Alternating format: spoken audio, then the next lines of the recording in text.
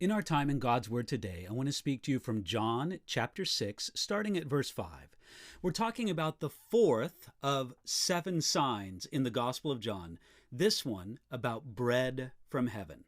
So again, John chapter 6, beginning now at verse 5, where we read, "Then Jesus lifted up his eyes, and seeing a great multitude coming toward him, he said to Philip, 'Where shall we buy bread that these may eat?'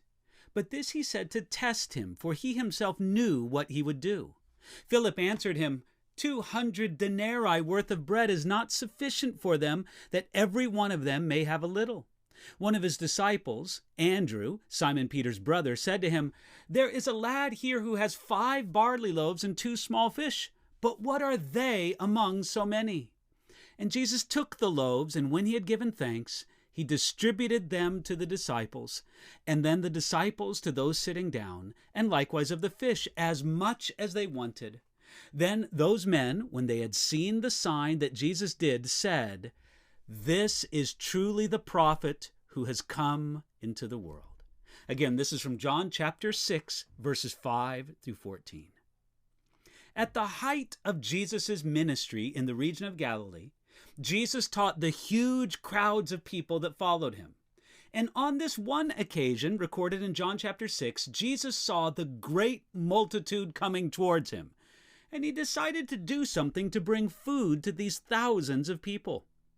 Now, if you have to prepare lunch for thousands of people, where do you begin? Jesus began by asking the disciples a question. Now, of course, he knew all along what he wanted to do. It wasn't as if Jesus needed suggestions from his disciples to solve a problem that he couldn't figure out. Yet, he brought the question to the men he called to follow him, wanting to teach them something about a deeper trust in God.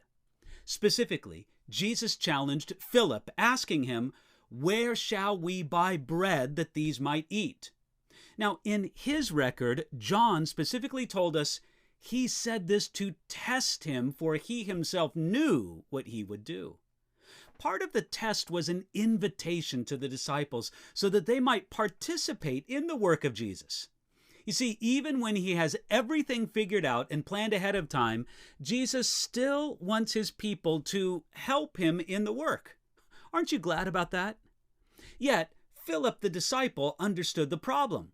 Where do you get enough bread to feed so many people? Their problem was in 2 parts. First, they did not have the resources to feed the multitude, either the bread itself or the money to buy the bread. Second, even if they did have the money, it would be impossible to purchase enough bread to feed them all. Philip's knowledge of the situation was accurate, you might even say impressive. He rightly understood that it would take a lot of money to feed them. 200 denarii, that's more than 6 months' wages. But those facts were useless in getting the problem solved. We often clutter our minds with useless facts that do no good in seeing God's work done among us. But Philip wasn't thinking in terms of what God could do. Instead, he thought in terms of money and how much money it would take to do God's work, even in a small way.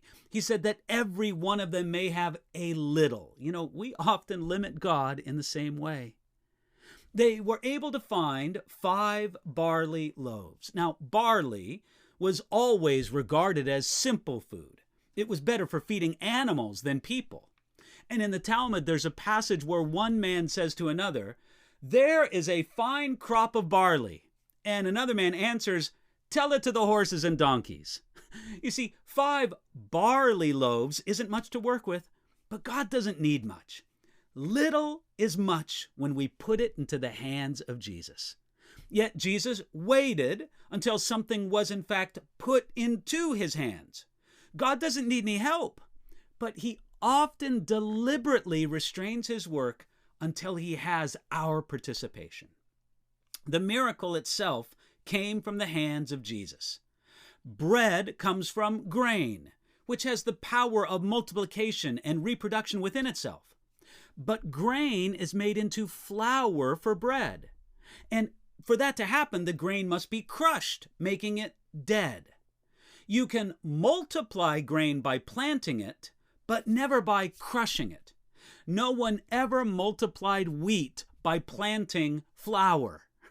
The greatness of Jesus is that he can bring life, even multiply life from death, from that which is crushed. What a beautiful, powerful sign from Jesus. Think of what Jesus can bring from what you put into his hands today.